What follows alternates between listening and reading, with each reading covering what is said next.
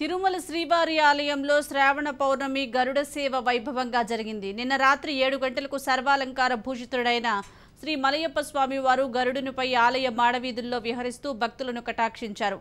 పౌరాణిక నేపథ్యంలో 108 వైష్ణవ దివ్య దేశాలలోనూ గరుడ సేవ అత్యంత ప్రాముఖ్యత సంతరించుకుంది. ఈ కార్యక్రమంలో టీటీడీ ఉన్నతాధికారులు పెద్ద సంఖ్యలో భక్తులు పాల్గొన్నారు.